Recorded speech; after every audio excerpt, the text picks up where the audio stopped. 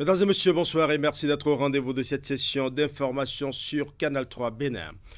Le Bénin fait officiellement partie des pays de l'Afrique de l'Ouest qui ont réussi à éliminer le trachome, une performance réalisée au bout de plusieurs années de lutte.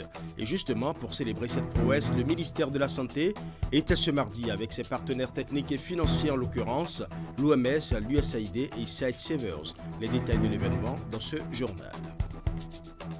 Et pendant ce temps, des acteurs de la coopération décentralisée impliqués dans la mise en œuvre du programme Globe font l'évaluation du travail abattu à mi-parcours de ce programme quinquennal. C'est un projet qui permet à des villes belges d'apporter des appuis matériels et techniques à certaines communes du Bénin.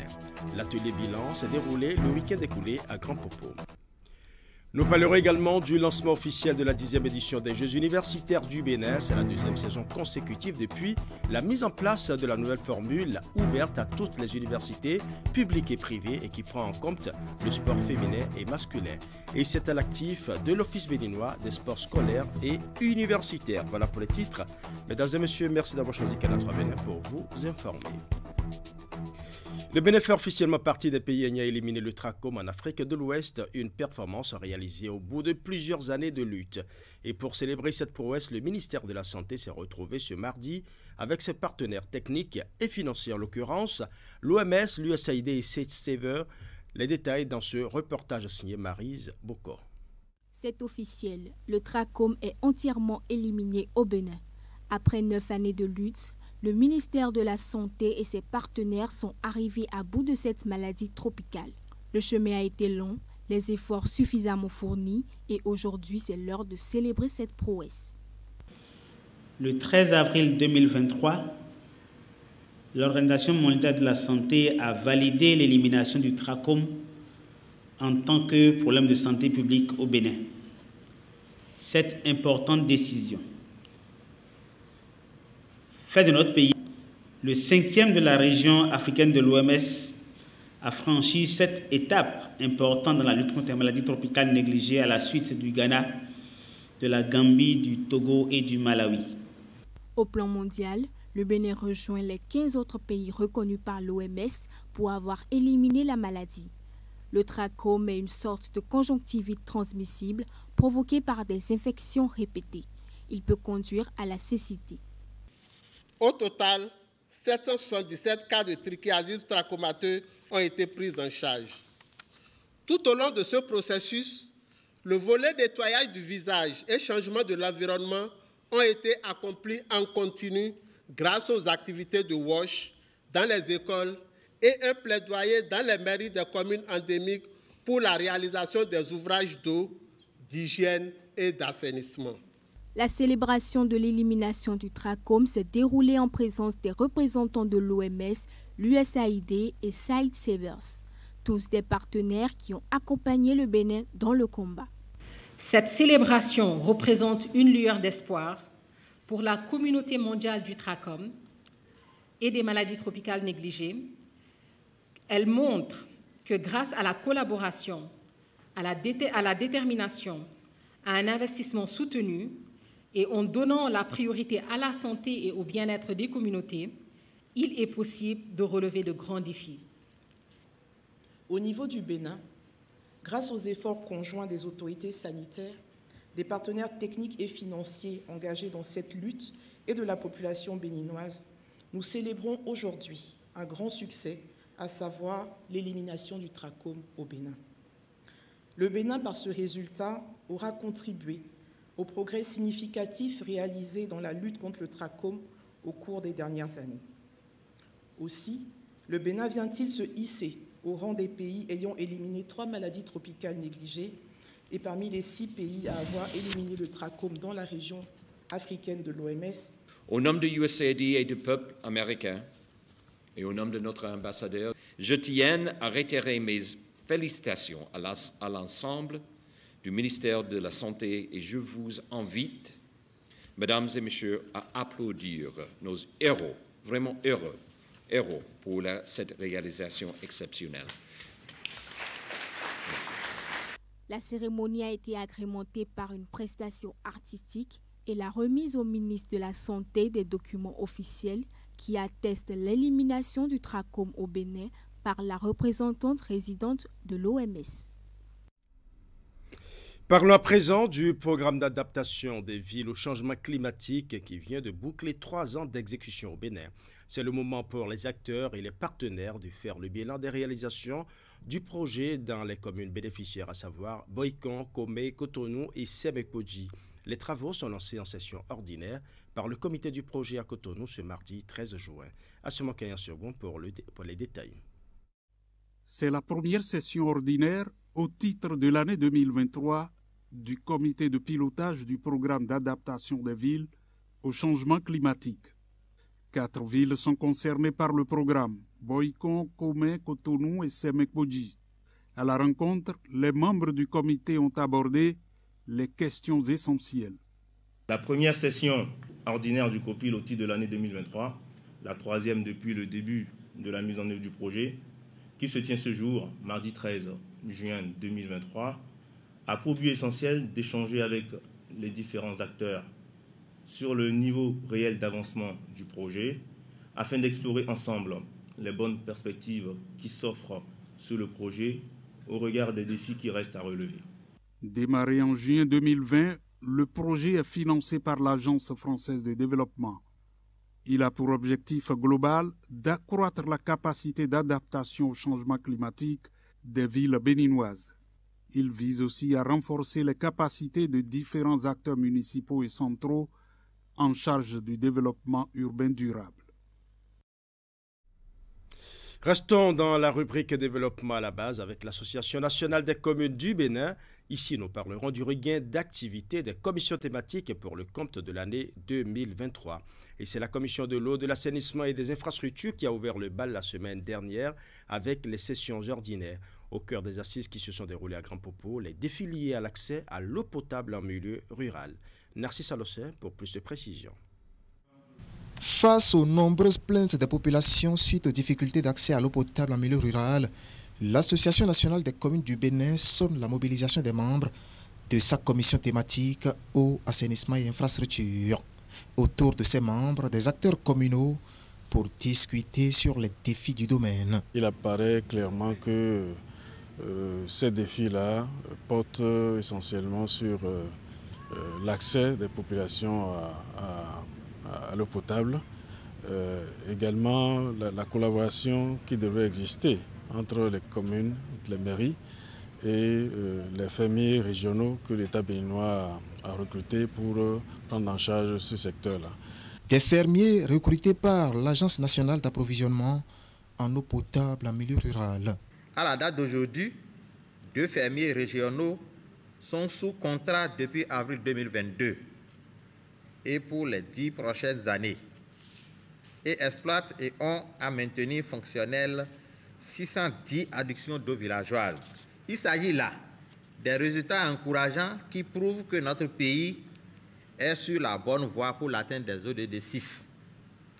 Néanmoins, force est de constater que malgré ces avancées assez significatives, les défis restent à relever. Il faut donc relever ces défis, d'où cette session de la commission thématique eau, assainissement et infrastructure. 2 jours durant, les participants ont réfléchi pour répertorier les insuffisances et les aspects améliorés sur la gestion des fermiers. Des exercices qui ont été faits autour d'une série de communications. Les recommandations, elles, seront portées au niveau de l'État central pour plus de directives dans le domaine. Et pendant ce temps, des acteurs de la coopération décentralisée impliqués dans la mise en œuvre du programme Globe font l'évaluation du travail abattu à mi-parcours de ce programme quinquennal. C'est un programme qui permet à des villes belges d'apporter des appuis matériels et techniques à certaines communes du Bénin. L'atelier bilan s'est déroulé le week-end écoulé à Grand Popo dans le département du Mono. Nous allons suivre. C'est une rencontre périodique entre acteurs impliqués dans la mise en œuvre du programme Globe. Un programme de coopération internationale dont ils évaluent ici les résultats de la 2e phase quelques mois après sa mise en œuvre. Alors, il s'agira pour chacune des communes de faire le point de la mise en œuvre de son programme et chaque commune va dire comment la mise en œuvre de son projet se passe, les difficultés rencontrées et les recommandations à faire. Ces recommandations concernent les 4 communes bénéficiaires de ce programme, à savoir Tukuntuna, Boïkontobo et Zapota, des communes qui bénéficient de l'assistance de l'Association des communes de la Flandre, une partie de la Belgique, pour dynamiser leurs économies locales. À Zapota, nous nous sommes spécialisés sur l'appui de la population pour la promotion du riz et du poisson. Ce qui a permis d'accroître les rendements. Vous convenez donc avec moi qu'au regard de ces objectifs, le programme Globe met l'homme et la femme au cœur de son action. La réussite du programme dépend donc de notre capacité à prendre en compte de façon intelligente les aspirations et les spécificités socio-culturelles de nos populations. Et j'espère que les communes vont quitter ici avec pas mal d'inspiration, ça c'est un. J'espère aussi qu'ils seront mieux orientés dans le programme Globe. On n'a pas non seulement les coordinateurs qui sont ici, mais aussi les RAF, aussi les responsables du marché public. Et c'est seulement avec les collaborations avec différents services que le programme peut vraiment atteindre ses résultats. Et c'est ça aussi l'objectif d'aujourd'hui. Cette séance offre d'ailleurs l'opportunité aux participants de discuter du niveau d'avancement du programme et de tirer les leçons à mi-parcours afin d'apprendre de leurs expériences pour améliorer les choses. Sur le terrain, l'éventail est annoncé pour être élargi avec l'entrée dans le cercle des bénéficiaires d'une nouvelle commune, celle de Commet. Ouvrons la page agriculture de ce journal avec la visite du ministre Gaston Dossoui à Lanta puis à Covey. Il est allé s'imprégner des activités sur ces sites agricoles et s'assurer de la disponibilité de l'accessibilité des plants en vue de satisfaire les besoins pour les différentes campagnes de plantation de manguiers en cours. Les détails dans ce reportage signé Imet Hélène Amosso. La visite vise à galvaniser ces promoteurs de pépinières, mais surtout leur témoigner du soutien. À Lanta, puis à Covey, Gaston Dossoui a été fasciné par le travail qu'abat au quotidien ces acteurs agréés depuis quelques années dans la production de plants certifiés de diverses espèces. Nous sommes souvent encadrés par nos techniciens, surtout le directeur général de la Pôle 5, qui ne ménage aucun effort. Ces collaborateurs passent et on est en symbiose, on travaille quand même, il n'y a pas de problème. Nous n'avons pas de problème sur le plan technique, on n'a pas de problème. Nous avons parmi sélectionnés, il y a un pépinier sont agréés parmi le cover. Nous avons Magadi, et Maga Kent Podo Amélique, il y a 0 cover, non, non, bon, au moins 80 000. On produit l'homme. Nous l'avons agrimuji, yovozin et variété là, alors par nous l'avons dit.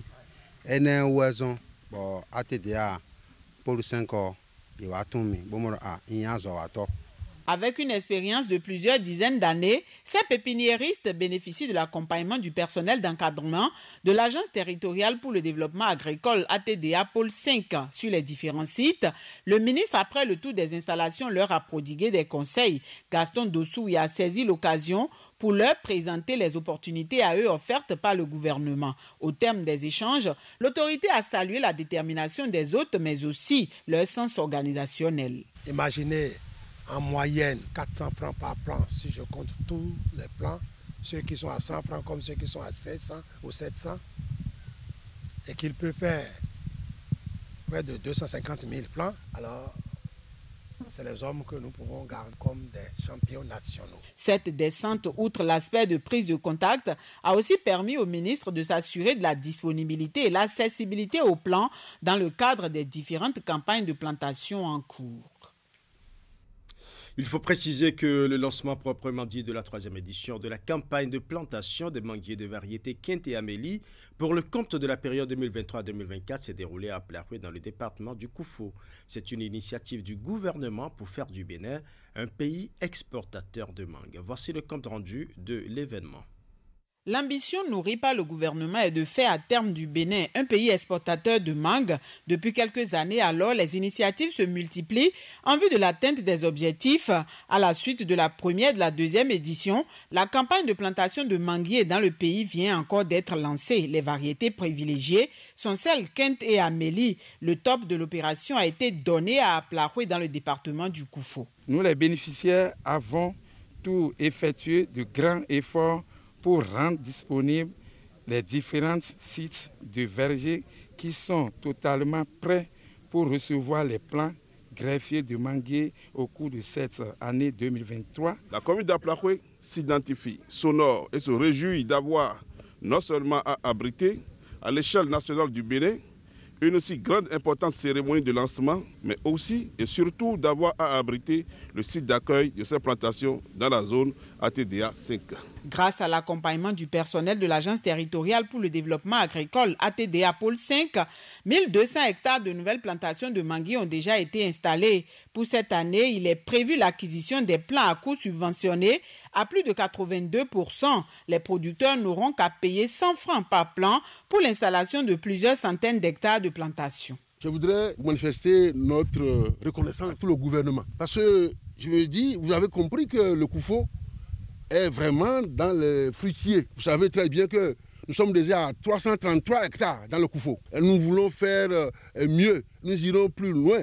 Et nous avons aujourd'hui dans le secteur 220 promoteurs. Toujours pour booster la production, des mesures et dispositions sont prises afin de soutenir les efforts des producteurs. Il est prévu sur les ressources du Programme national de développement de l'arboriculture fruitière au titre de 2023, l'acquisition et la mise en place de 11 725 kits constitués de pièges d'attractifs sexuels et alimentaires au profit des planteurs pour lutter contre la mouche de fruits dans les vergers de manguiers. De 12 hectares d'unités pilotes de modèles d'irrigation soutenables et rentables dans les vergers de manguiers. La mise en place et l'équipement de 7 forages à gros débit au profit de 7 pépiniéristes de manguiers. L'acquisition et la mise en place de 20 kits d'irrigation au profit d'arboriculteurs fruitiers et l'élaboration enfin d'une base de données de tous les acteurs des différents maillons des filières de l'arboriculture fruitière. De 16 tonnes par an en 2018, il est envisagé une augmentation de la production à 22 tonnes par an d'ici l'horizon 2026. La vision du gouvernement de positionner le pays sur le marché international se concrétise peu à peu avec l'installation d'une unité industrielle de transformation de produits agricoles dont la mangue à Alada. Un quai fruitier sera également bientôt mis en chantier à l'aéroport international de Cotonou. Sur l'ancien titre, l'Office béninois des sports scolaires et universitaires a procédé ce mercredi 14 juin 2023 au lancement officiel de la 10e édition des Jeux universitaires du Bénin. C'est la deuxième saison consécutive depuis la mise en place de la nouvelle formule ouverte à toutes les universités publiques et privées et qui prend en compte le sport féminin et masculin. La cérémonie de lancement officielle a eu lieu sur le terrain du campus d'Abomey-Calavi. Reportage. L'essai est une tradition et le geste symbolique. Pour le lancement de la 10e édition des Jeux universitaires, les cadres du ministère des Sports, les responsables de l'OPSU et ceux du COS se sont prêtés à l'exercice. Ils l'ont fait sans de l'à peu près. Après le football, ils sont allés au basket, puis au handball.